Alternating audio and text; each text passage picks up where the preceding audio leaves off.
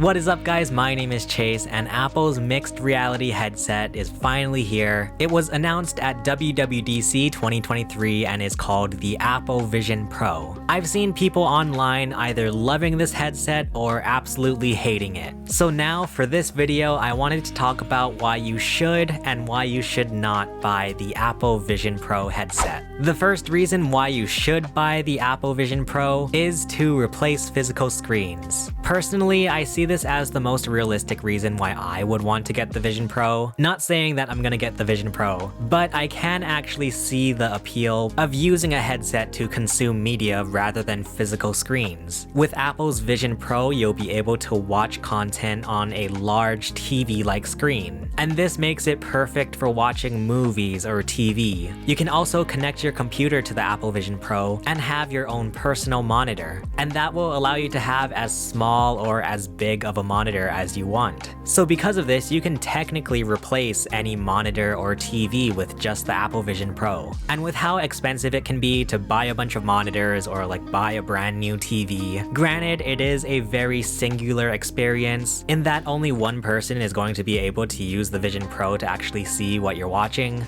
but I can actually understand the appeal of replacing physical screens with this headset. The second reason why you should buy the Apple Vision Pro is for the hashtag immersion. While I'm not fully sold on this whole VR is the future, I can at least admit that the VR capabilities are pretty cool. With the Vision Pro, you'll be able to change your surrounding environment when you're viewing a flat image. So for example, if you're watching a movie about like space or something, you'll be able to change your actual living room or bedroom or whatever into an actual like space background. And I have experienced watching movies in this way with the PlayStation VR, where you're able to watch like movies or play games on this like big screen in the headset, and it is actually pretty cool. Like, it makes it feel like you have your own personal theater. Apple has also said that they will be releasing content that makes full use of the Vision Pro's capabilities. So ideally you can view this content released by Apple where you can like turn around and look around the whole room and like it's all like VR. So I think the immersion aspect of it can be really cool too. And the third reason why I think you should buy the Apple Vision Pro is just because it's a fun toy, if you're rich. The Vision Pro packs in a bunch of extra little features or gimmicks, I guess you could call them. For one thing, there are multiple cameras on the exterior of the device, so you'll be able to capture 3D photos and videos. So obviously this could be like fun for capturing whatever family moments you have in 3D. And at least in my opinion, I think the 3D viewing experience is better with a VR headset than it is having to deal with the whole 3D glasses. And hey, hypothetically, maybe this means you can even view 3D movies with the Apple Vision Pro. I've also tried this feature with the PlayStation VR. I watched Metallica Through the Never in 3D on my PlayStation VR, and it worked really well. I thought 3D viewing on a VR headset, like, I don't know, it felt pretty cool. Another fun little feature with the Apple Vision Pro is that it will actually create an avatar so that people can still see your eyes in the headset.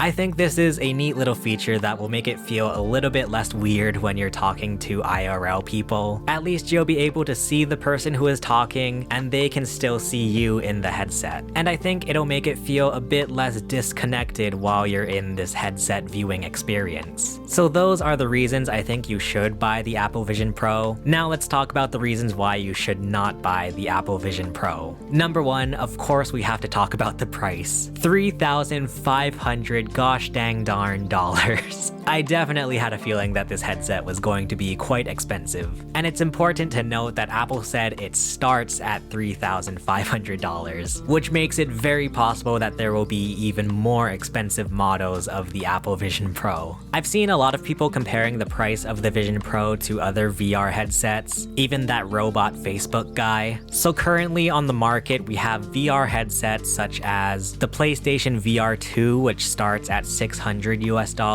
You have the Meta Quest Pro, which starts at $1,000 US, and the HTC Vive Pro 2, which starts at $1,400 US.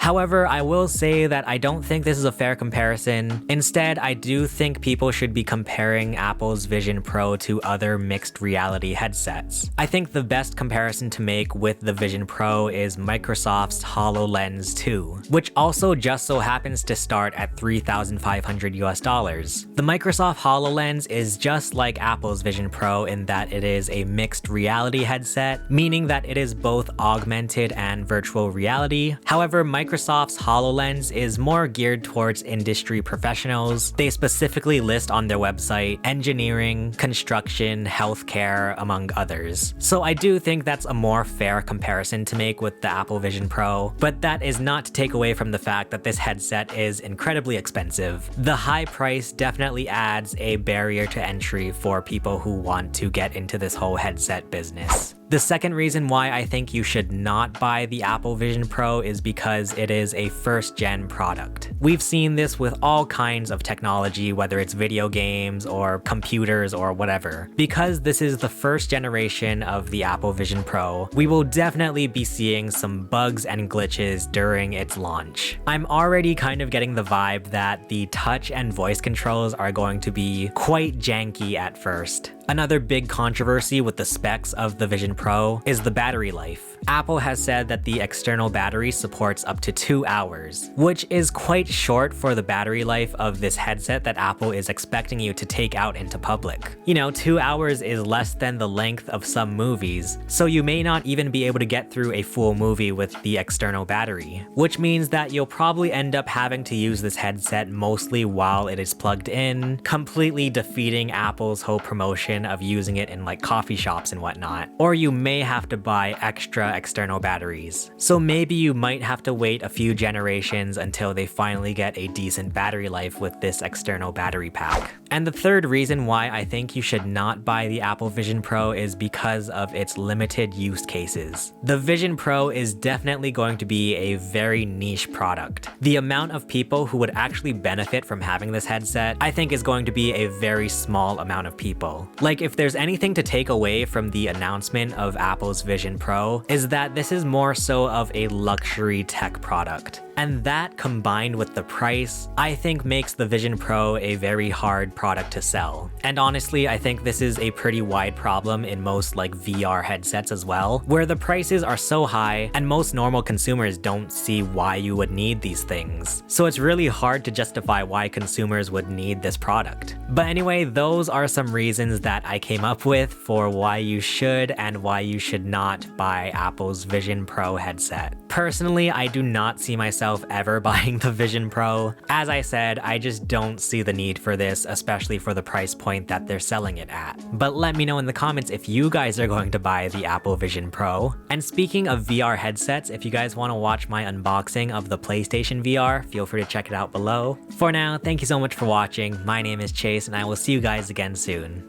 Bye.